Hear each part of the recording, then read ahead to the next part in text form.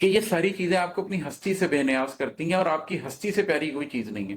نفس کی قیمت کم سے کم جنت ہے۔ تو آپ کو آپ کے نفس سے، آپ کی ہستی سے جو چیز بھی دور کر رہی ہو، اس سے کنارہ کشی اختیار کریں، اس سے بڑا غم آپ کی زندگی میں کوئی آ نہیں سکتا ہے۔ مجھے ہی بننا ہے بند نسلوں کے کچھ دکھوں پر، میں باپ دادا کے روگ بچوں سے روکتا ہوں۔ اچھا، اب یہ شعر کیا کہہ رہا ہے؟ دنیا میں ایک ہوتی ہے ٹرانزیشن مومنٹ۔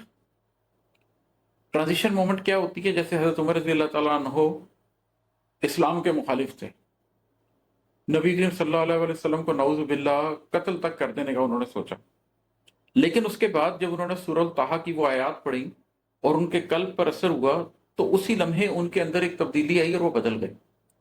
یہ ٹرانزیشن مومنٹ تھی جس کے اندر وہ نہیں رہے جو وہ تھے، وہ کچھ اور ہو گئے۔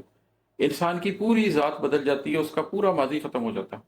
ٹرانزیشن مومنٹ کی ایک اور مثال ہے، جیسے فرعون نے بلایا جادوگروں کو اور کہا کہ تم میرے مصاحبین میں شامل ہو جاؤ گے، اور وہ بڑے لالچ سے آئے، لیکن جب انہوں نے موسیٰ علیہ السلام کا یہ معجزہ دیکھا کہ ان کی عصا نے ان کے سارے جادو کھا لیے ہیں، تو انہوں نے کہا کہ ہم موسیٰ اور ہارون کے رب پر ایمان لائے۔ فرعون نے کہا میری اجازت کے بغیر میں تو تمہارے ہاتھ پاؤں کٹوا دوں گا مخالف سمتوں سے۔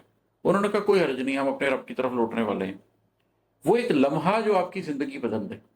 تو ہم میں سے ہر شخص کو کوشش کرنی چاہیے کہ نمبر 1 تو ہم یہ کریں کہ ہم وہ ٹرانزیشن مومنٹ ڈھونڈیں جس میں ہم بدل جائیں، اور جو شخص یہ کام کر لیتا ہے وہ ایک ٹرانزیشن پرسن بن جاتا ہے۔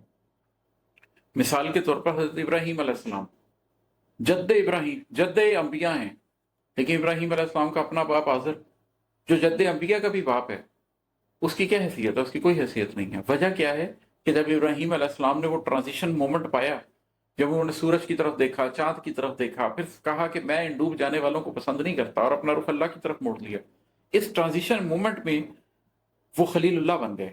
اور جب وہ خلیل اللہ بن گئے تو ایک ٹرانزیشن پرسن بن گئے۔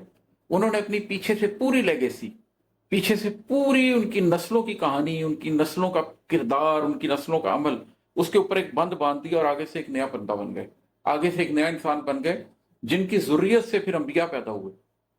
ہم میں سے ہر شخص بھی حضرت ابراہیم علیہ السلام کی اس سنت پر عمل کر کے 2 کام کر سکتا ہے کہ پہلے ٹرانزیشن پرسن بنے، پہلے اپنے اندر وہ تبدیلی لے کر آئیں کہ آپ وہ نہ رہیں جو آپ ماضی میں تھے، آپ بدل جائیں، اور اس کے بعد وہ ٹرانزیشن مومنٹ کے بعد ایک ٹرانزیشن پرسن بنے۔ مجھے ہی بننا ہے بند نسلوں کے کچھ دکھوں پر، میں باپ دادا کے روگ بچوں سے روکتا ہوں۔ جو پیچھے سے نیگیٹو آ رہا ہے اس کو روک دیں، اور آگے کے لیے ایک پازیٹو سفر کا آغاز کریں۔